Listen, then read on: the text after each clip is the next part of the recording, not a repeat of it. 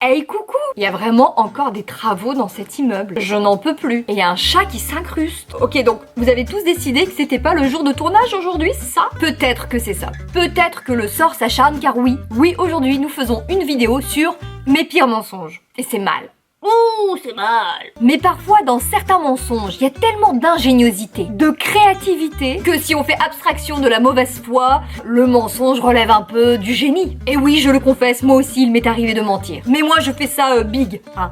Quitte à mentir, autant que ce soit énorme. Et au moment de tourner cette vidéo, j'ai eu l'idée de faire une story sur Instagram pour demander à mes abonnés quel était le pire mensonge qu'ils aient pu faire. Donc restez bien jusqu'à la fin où je lirai le mensonge le plus fou d'un des abonnés. Et si tu me suis toujours pas sur Instagram, n'hésite pas à me rejoindre, le lien est en barre d'infos. Ça permet de créer ce genre de choses et ça, j'aime. Alors c'est parti pour la vidéo de mes pires mensonges. Enfin si ça te dérange pas trop ta ballot, hein. Toi, les travaux, non mais c'est pas grave. Je vais filmer comme ça. Bon alors on commence avec un mensonge certes énorme, mais un mensonge maternel. On y va doucement, parce que mentir quand on est tout petit, est-ce que c'est vraiment mentir? Est-ce que ce serait pas plutôt aiguiser son inventivité, sa créativité? Je pense que si. Nous sommes donc à la maternelle, je dois avoir 3 ans, 4 maximum, et figurez-vous que cette histoire se passe avec le fameux Maxime S. Oui, vous connaissez Maxime S. Si vous avez regardé ma vidéo Mes plus inracontables premières fois, vous savez. Vous connaissez Maxime, le gynécologue des bacs à sable. Et vous savez aussi que j'étais très amoureuse de lui. Et donc il fallait que je l'impressionne, puisque toutes les filles étaient amoureuses de lui. Et pour que je suscite son intérêt, qu'il ait régulièrement envie de me voir, de me poser des questions, d'être avec moi, il fallait forcément une histoire incroyable. C'est pour ça que, tout naturellement, je lui ai dit que j'avais comme animal de compagnie un lion avec des ailes qui habite dans le ciel. Ah oui, je suis pas partie sur un animal improbable, mais qui existe quand même. Non, un lion ailé. Mais évidemment, parce que si je lui avais dit que j'avais un jaguar à la limite, il aurait pu être dans mon jardin. Mais un lion ailé qui habite dans le ciel, et bah ça s'attache pas avec une corde à un poteau. Et non, évidemment mon petit stratagème fonctionne. Maxime S est fasciné par mon big mytho. À chaque récréation, c'est vers moi qu'il vient, il veut en savoir plus, il me pose des questions, il m'interroge. Moi, j'assouvis sa curiosité, bien sûr. Oui, j'ai un lion.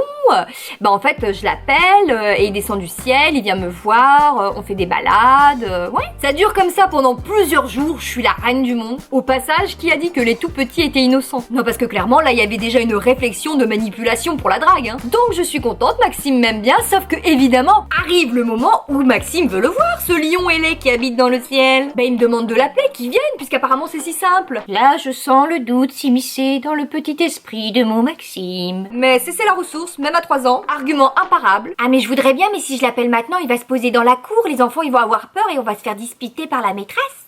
L'utilisation de la pression de l'autorité pour éviter de reconnaître que tout ça n'était que mensonge. N'empêche que ça a marché, il a été convaincu. Bah ouais, on n'allait pas prendre le risque de se faire disputer par la maîtresse. Ah bah te revoilà toi. Dans une autre catégorie, il m'est arrivé de mentir parce que franchement, c'est abusé. Si vous avez déjà pris l'avion, si vous prenez l'avion régulièrement, vous savez qu'on ne peut pas prendre sa bouteille d'eau. C'est-à-dire que dans l'aéroport, t'as des boutiques à foison qui t'incitent à consommer. On te demande de venir tellement en avance à l'aéroport qu'évidemment, à un moment où tu as soif. Mais une fois que tu franchis les portiques, tu dois évidemment jeter la bouteille d'eau que tu as elle-même achetée pourtant dans le même aéroport.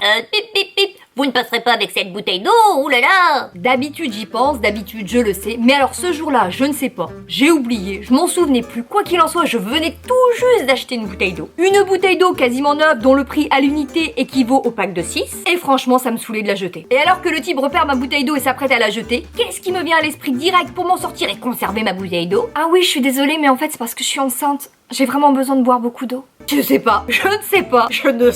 Mais surtout, ça a marché. J'avais affaire à un homme qui respecte les consignes, qui ne blague pas, c'est droit, c'est carré.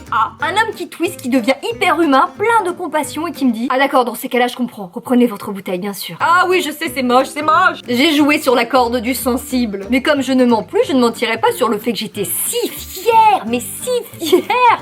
J'ai quand même fait passer une bouteille d'eau dans un aéroport, quoi. Une bouteille d'eau, non? Franchement, pas... Ok. Bon. Dans la catégorie mensonge, mais c'est moi qui me fais avoir. Comme je suis comédienne, plus jeune, je mettais des photos et des CV en ligne sur des sites de casting, histoire que s'il y a besoin, au moins je sois dans un fichier. Et qui n'a jamais un peu gonflé son CV? Qui?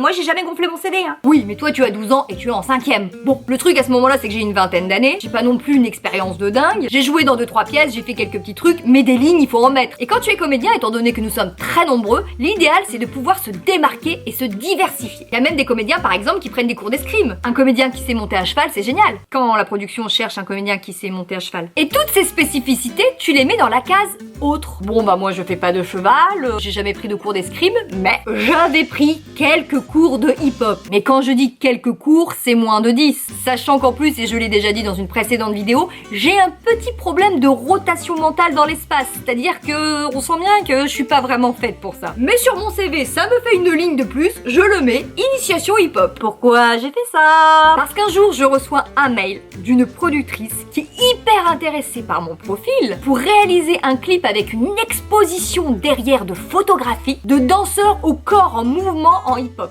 Donc là, ascenseur émotionnel, on me parle d'un clip et d'une exposition photo pour un truc dont je suis incapable. Donc j'aurais pu ne pas répondre ou décliner gentiment, mais c'était sans compter cette productrice qui avait vraiment flashé sur moi et qui m'appelle. Ah mais c'est qu'on a vraiment flashé sur vous, on aimerait vraiment que vous fassiez partie du projet. Dans le milieu du spectacle, autant te dire qu'une phrase comme ça, t'es même pas sûr de l'entendre une fois dans ta vie. Donc pour sauver un peu l'honneur, je lui dis mais vous savez, ce n'est qu'une initiation au hip-hop, hein, c'est vraiment les balbutiements que j'ai pratiqués, je ne suis pas capable de faire beaucoup de figures, voire quasiment pas. Et c'est dire si elle m'appréciait vraiment, puisqu'elle m'aurait tort. Oh mais je ne vous demanderai pas de faire de figures acrobatiques, juste de vous avoir vous dans une posture de danseuse, quelque chose d'un peu gracieux, ça suffira. Ah bah pour ce qui est des figures acrobatiques, je te confirme, hein, je suis même pas capable de faire le poirier. Mais même une posture gracieuse de danseuse, rien du tout, je suis raide comme un piquet quand je danse. Une posture un peu gracieuse. Donc comme vous vous en doutez peut-être déjà, je ne suis évidemment pas allée au bout du projet, et je me souviens pas du nouveau mytho que j'ai dû lui donner pour me défausser, hein. Un autre tournage, un ballet en Russie, mon hamster est mort, je ne sais plus. Tout ce que je sais, c'est que j'ai enlevé la ligne initiation hip-hop de mon CV juste après ça. Et enfin, pour terminer sur mes plus gros mensonges, là je vous ai réservé, je pense, mon best, mon tube, mon hit. Je ne sais même pas comment un individu avec un tant soit peu de bon sens et d'éthique a pu mettre en place. Et pourtant, avant d'être comédienne à 100% et de vivre donc de mon métier, comme c'est le cas depuis plusieurs années maintenant, j'ai fait beaucoup de théâtre, je faisais des spectacles, mais en même temps je travaillais à côté. Donc j'ai fait des trucs chiants que j'ai pas fait longtemps, mais il y a un métier que j'ai bien aimé faire et c'est pour ça que je l'ai fait pendant plusieurs années, c'est animatrice pour enfants. Du coup je travaillais le mercredi toute la journée, je faisais également les cantines, 11h30, 14h30, et puis évidemment toutes les vacances scolaires, j'étais avec les gamins. Le truc c'est que j'ai jamais été très bonne pour me réveiller le matin. Et quand arrivaient les vacances scolaires, c'était 2 semaines d'affilée où il fallait se réveiller tôt, très tôt. Il fallait que je sois au travail avant 8h. Sauf qu'est venu un moment où j'ai cumulé les absences. Dans le tas des vérités, il y avait probablement, je me suis pas réveillée, probablement que j'ai été malade, et il y avait aussi des castings qui tombaient pas au bon moment. Coup sur coup, ils sont tombés le mercredi. Et évidemment, le mercredi, c'est la grande journée. Et comme j'avais déjà probablement écrémé les excuses de type décès de ma vieille tante, décès de ma grand-mère, dos bloqué ou train en panne, pour rester crédible, il fallait bien entendu que je upgrade mes arguments. J'ai donc raconté que, alors que je me rendais gentiment vers mon lieu de travail, à savoir mon centre de loisirs, que tout allait bien, que j'étais à l'heure, fraîche et disponible pour mes enfants, je me suis fait percuter par un bus. Je me suis fait percuter par un bus. Et c'est fou ce moment où pour être bien sûr qu'on te croit, tu y vas avec force détail. Et en même temps, tu m'étonnes, la personne qui t'est au bout du fil, elle s'affole, elle te dit quoi? Mais comment? Mais c'est grave, t'es à l'hôpital, il se passe quoi? Non, rassurez-vous, calmez-vous, ne vous en faites pas, je suis toujours vivante, je ne suis pas à l'hôpital, non, mais ça a failli de peu.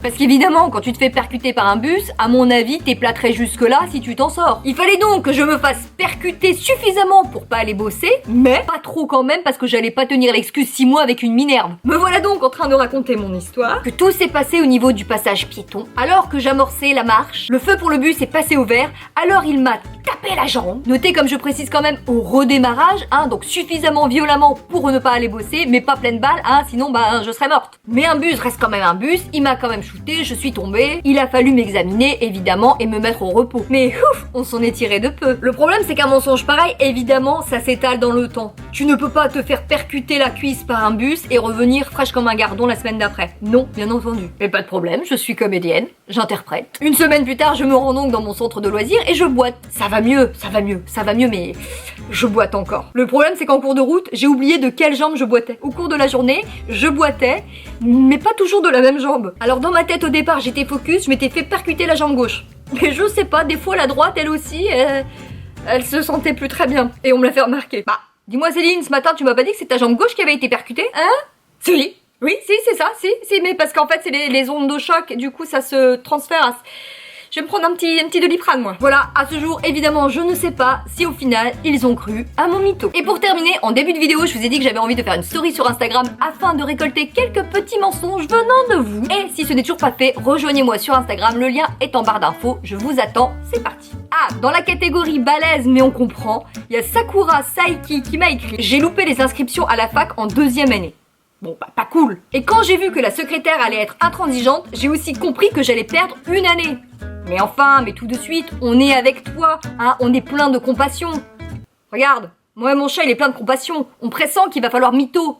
Une année de perdu pour des inscriptions. Je me suis donc mise à pleurer, et pleurer sur commande, c'est pas facile, donc déjà bravo. Et j'ai dit qu'en revenant des vacances, je m'étais fait mordre par un serpent et que j'avais dû donc être hospitalisée. Mais voilà, ça c'est un mensonge mais qui a quelque chose de beau, de créatif, d'ingénieux. Je veux dire, si t'arrives à pleurer et à dire que tu t'es fait mordre par un serpent, honnêtement, tu mérites une 2e chance. C'est passé crème et j'ai pu faire mon inscription. La secrétaire m'a même payé un café par compassion. Ah oui, non, là, ça c'est fort. Non, ça c'est fort parce que déjà, tu mens, tu t'en sors, mais en plus tu te fais payer un truc, hein, t'as même droit à un petit cadeau. Ah mais moi je valide complètement. J'ai un peu honte, mais j'ai pu continuer mes études, et voilà. Tout à fait, très belle conclusion, tu as honte, tu le sais, mais ça méritait ce mensonge. Ce mensonge méritait d'exister pour poursuivre sa carrière universitaire. Je vous remercie d'avoir écouté ces histoires, n'hésitez pas à liker, à commenter, à vous abonner parce que ça encourage, nous sommes bientôt 100 000 sur cette chaîne. Et si vous aimez bien cette chaîne, si vous m'aimez bien, bah n'hésitez pas à en parler autour de vous pour qu'on soit un petit peu plus encore. Je vous embrasse, bisous bisous. Viens chez Céline H, ça défrise la moustache. La vie c'est pas facile. Abonne-toi à Céline H, on aime l'humour potache. Abonne-toi! Bah si, abonne-toi.